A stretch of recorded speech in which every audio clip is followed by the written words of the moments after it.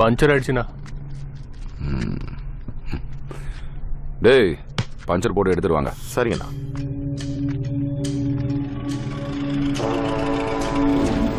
வணக்கம் ஐயா. ஊருக்குள்ள தானே போற? ஆமாங்க ஐயா.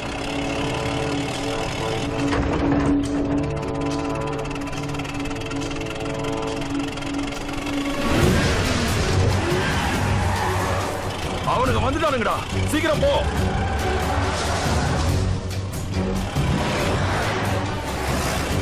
போ போ, உன் கதை இன்னைக்கு முடிஞ்சுதுடா.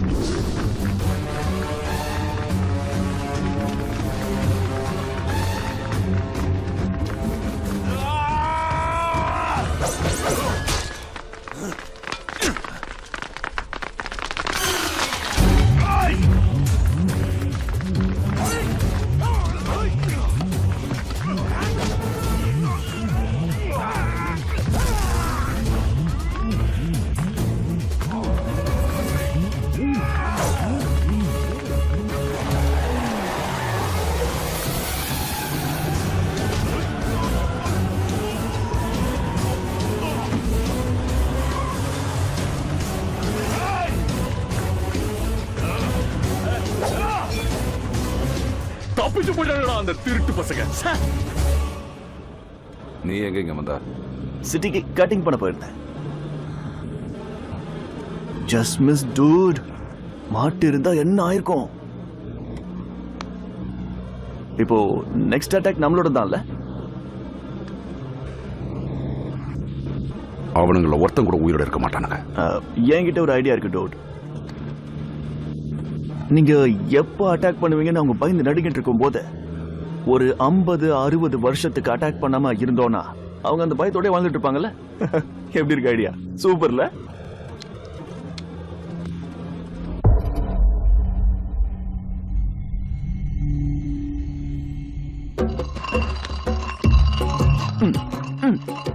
இப்படிதானே? இப்படி சுத்திக்கிட்டே இருக்கணும்ல. நாம நிறுத்தினாதான் அதை நிக்கும். சாப்பிடுறத நிலத்துல கூட 1 மணி நேரம் மோட்டர் ஓடனா 1/2 மணி நேரம் ரெஸ்ட் கொடுப்பாங்க.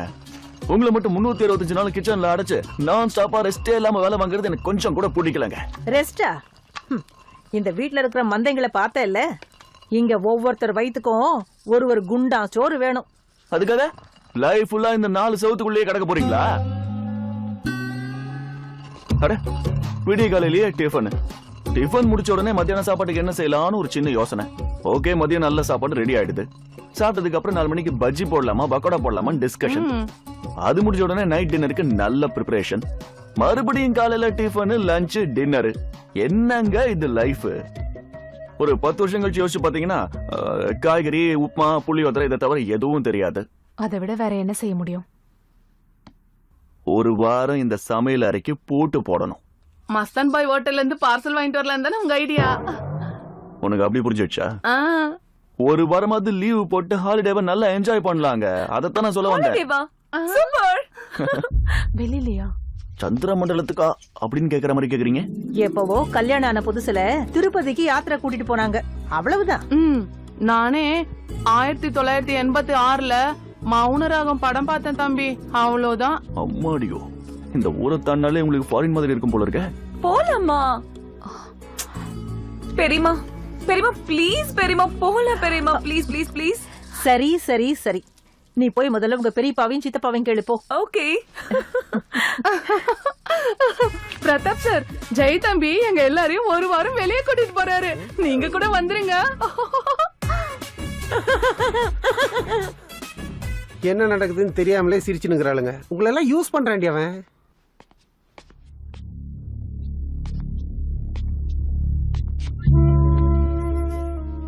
இருபது வருஷமா இதுலயே உட்கார்ந்து நிறைய மிஸ் பண்ணிருப்பீங்க. கொஞ்சம் வெளியில வந்து இந்த உலகத்தை பத்தி நீங்க தெரிஞ்சுக்கணும் சார்.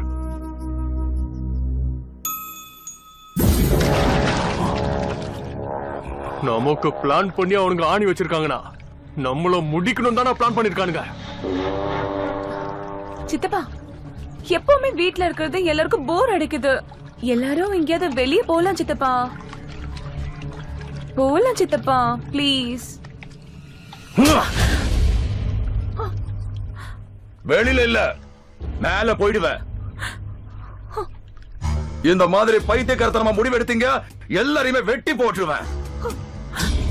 போ, உள்ள போன்னு சொன்னல. போங்க.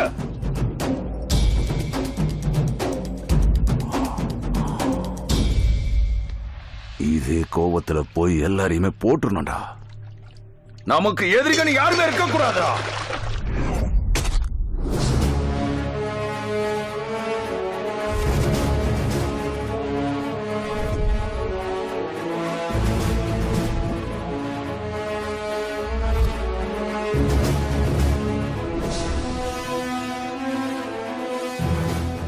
சாமி கும்பிடுறதுக்காக ஸ்ரீரங்கம் போறோம்.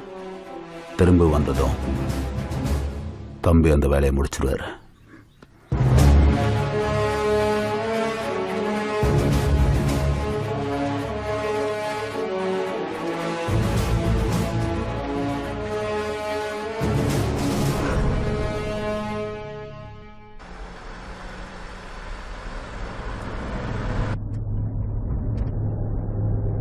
ஸ்ரீரங்கம் கிளம்பி போன தேவாவோட குடும்பத்துல ஒருத்தனும் உயிரோட இருக்க கூடாது.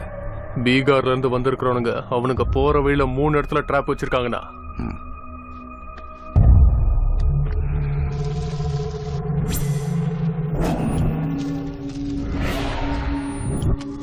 சின்ன குழந்தைகளையும் பொம்பளைங்களையும் பார்த்து இறக்கப்படாம மொத்த பேரையும் அதுல ஒரு பிசிறு கூட இல்லாம கதற கொன்னுடுங்க. முதல் டிராப்ல இருந்து அவன் தப்பிக்க முடியாதுண்ணா. இன்னும் 10 நிமிஷத்துல அவன் செத்துட்டான்ற நியூஸ் உங்களுக்கு வரும்னா.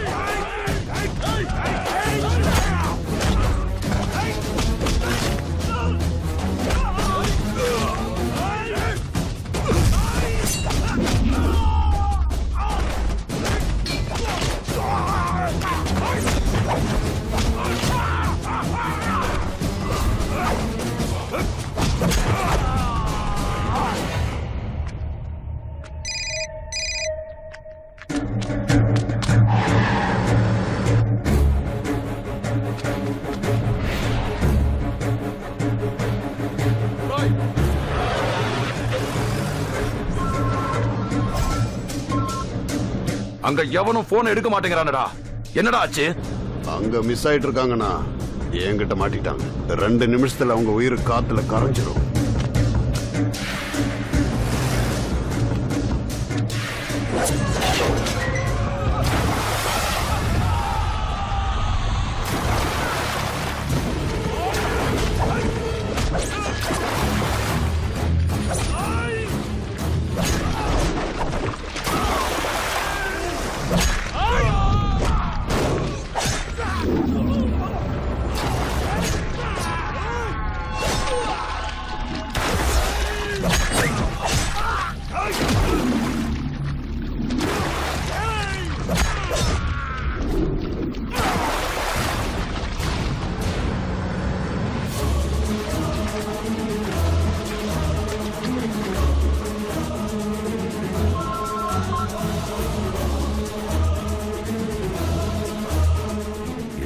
நடந்துகிட்டு இருக்க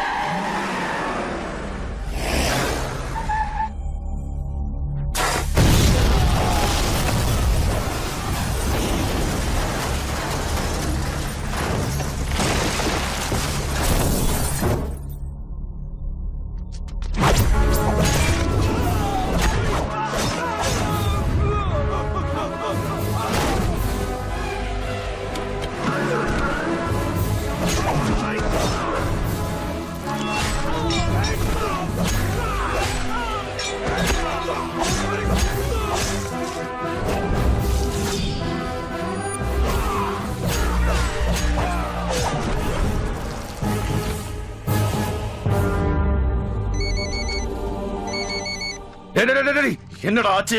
முடிச்சிட்டீங்களா? அந்த தேவாவோட குடும்பத்தை மொத்தமா முடிச்சிட்டேன்னு சொல்லுங்கடா. சொல்லுடா, சொல்லுடா. என் ஃபேமிலி சேஃப்.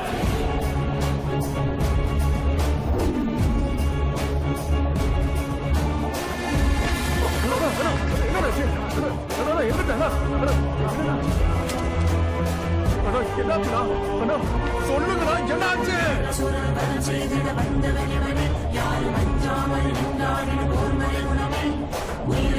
சக்தி கொண்ட தீரன் இவனே, எங்கும் ஆளும் இந்த வீரம் சொல்லும் பேரன் இவனே.